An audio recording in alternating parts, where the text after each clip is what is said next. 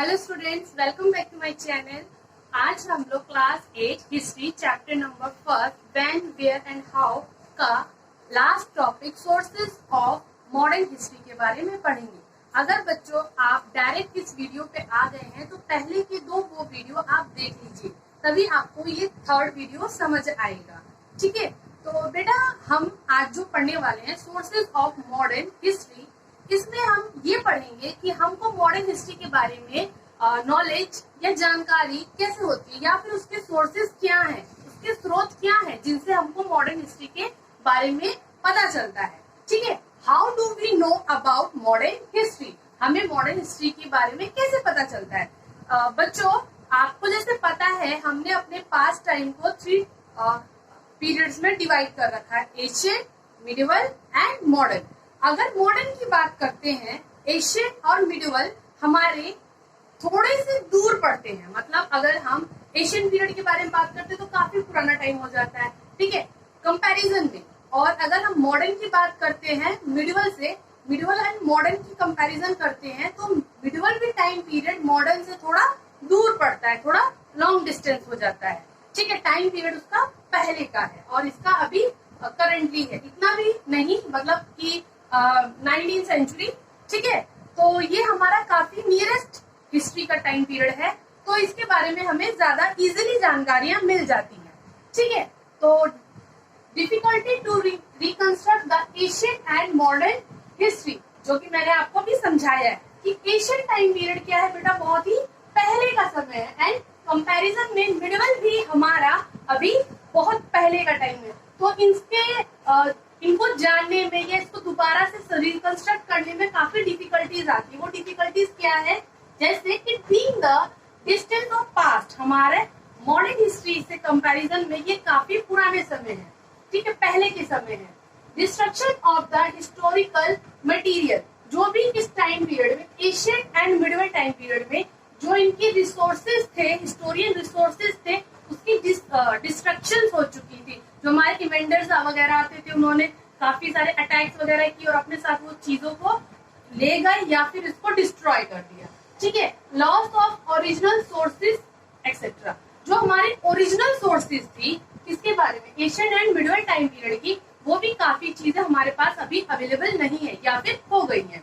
ठीक है, आज का जो हमारा टॉपिक है सोर्सेज ऑफ मॉडर्न हिस्ट्री, अब यहाँ से आपका मेन टॉपिक स्टार्ट होता है। देखिए कि मॉडर्न हिस्ट्री के सोर्सेज क्या है, इनको हमने 3 टाइप्स में कैटेगराइज किया है। First printed material, second work of art and third monuments. ठीक है, तो बेटा देखिए 19th सेंचुरी में जब ब्रिटिश टाइम पीरियड हमारे स्टार्ट हो चुका था तो उन्होंने अपने साथ क्या लेके आए थे, प्रिंटिंग मशीन्स वगैरह भी इंट्रोड्यूस किया था। इस टाइम पीरियड में मेनली जो इंडस्ट्रियलाइजेशन एंड प्रिंटिंग काफी फेमस थी। ठीक है, इसलिए इस टाइम पीरियड को मॉडर्न हिस्ट्री कहा है। मैंने फर्स्ट और सेकंड वीडियो में भी आपको ये एक्सप्लेन किया है।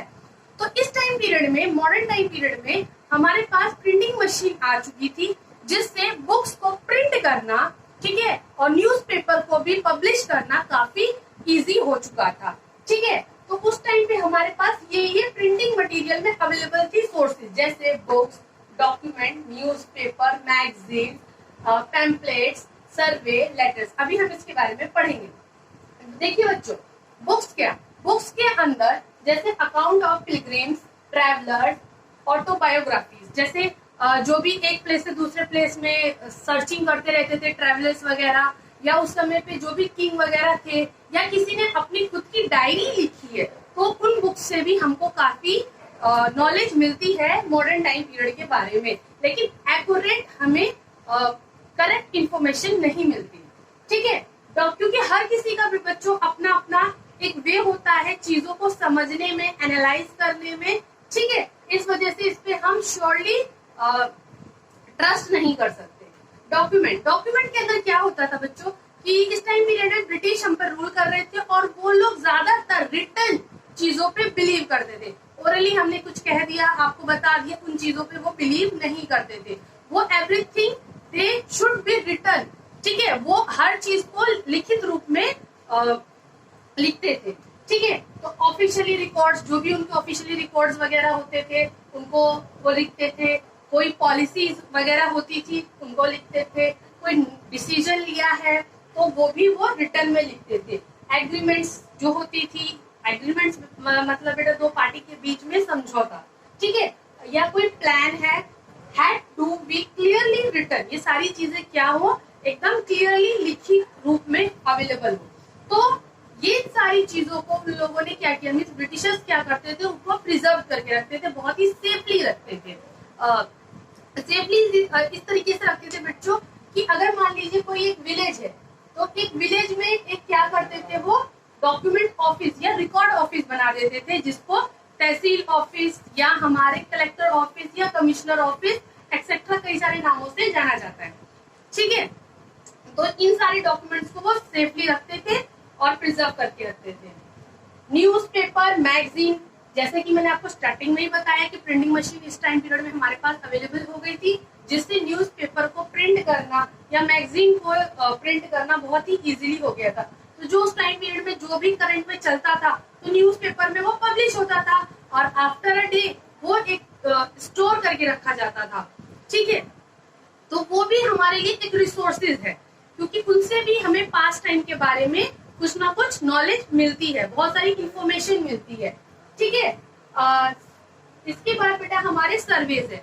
ब्रिटिशर्स क्या थे बच्चों कि वो उस टाइम पीरियड में सभी चीजों के बारे में जानकारी रखना चाहते थे कि इंडिया के अंदर क्या क्या चीजें या क्या क्या सोर्सेज अवेलेबल है, किस तरीके से हम उनको यूज कर सकते हैं, पॉपुलेशन क्या है, जिस तरीके से geological, botanical and archaeological etcetera कई तरह के उन्होंने सर्वे किए, जिससे उनको इंडिया के रिसोर्सेज के बारे में ज्यादा से ज्यादा नॉलेज हो, ठीक है।